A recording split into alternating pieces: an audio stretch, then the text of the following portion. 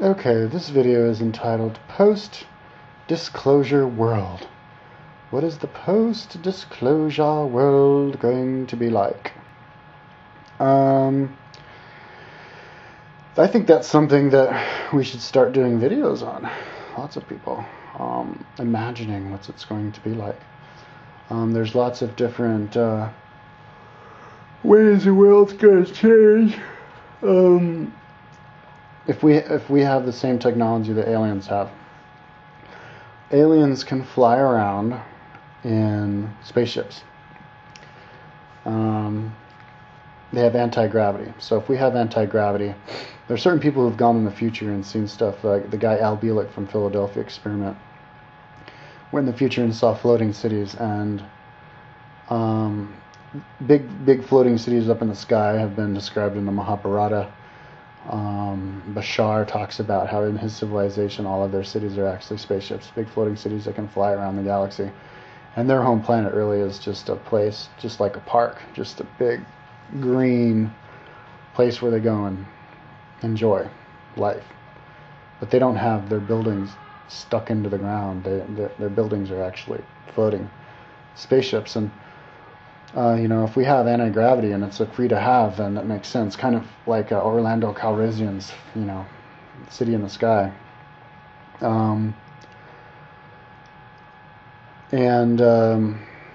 But I'm going to incorporate technology of Project Looking Glass. This guy Andrew Baishago talks about, where you can teleport and also go forward and backward in time. What would that mean to us? Well, I think maybe I should just connect this with the Andrew Baishago video.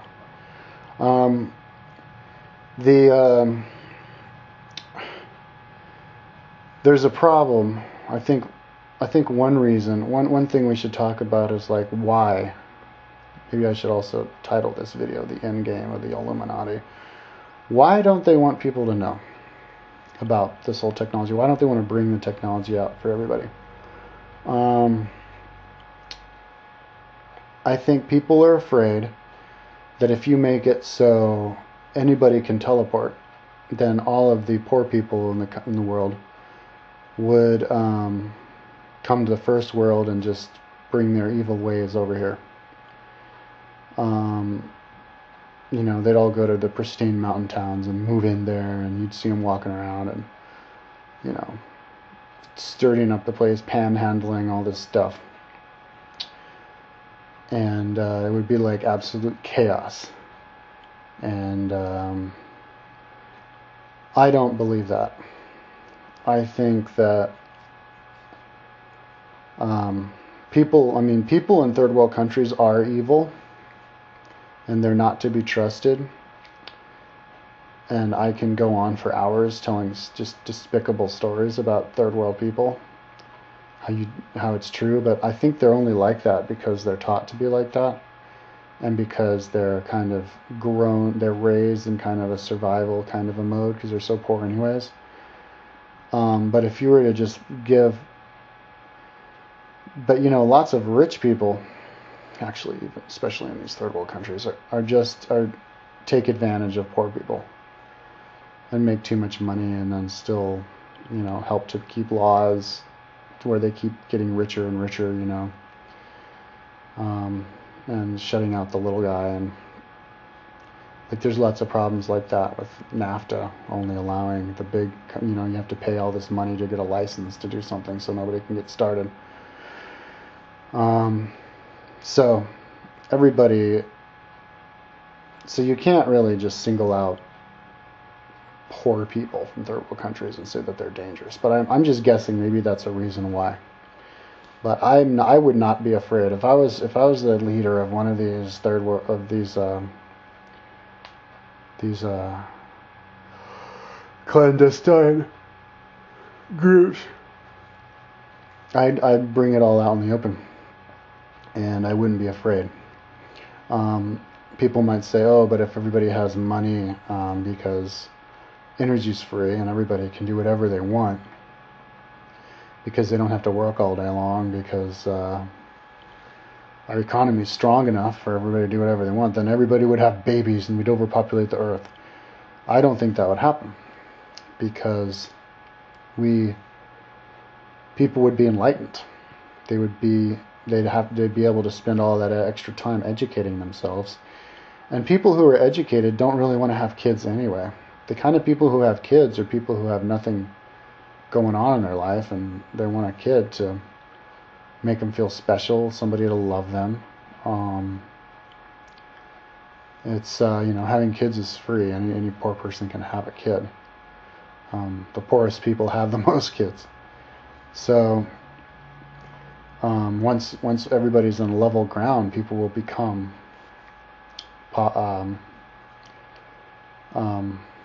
responsible. And a good example of that is, well, aliens. Look at the aliens. The aliens aren't overpopulated. And then somebody else might say, well, if we let all of the technology out for, say, somehow allowing people to become immortal, what would we do? We would become overpopulated, because people would keep having babies and nobody would die, and the earth would go to hell that way. And I don't think that would happen either, because because people won't die, they're not going to have to be reborn. So there's not going to be souls wanting to come in. And another reason would be would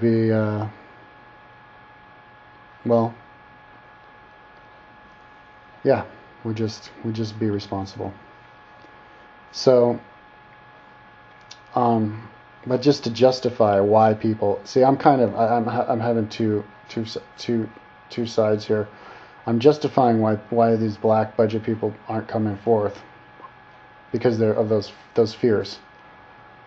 But those fears aren't real. If I was in one of those groups, I would not be doing that. And not all of the people in those groups do that. That's why there's whistleblowers. But to look at them like they're evil is bad.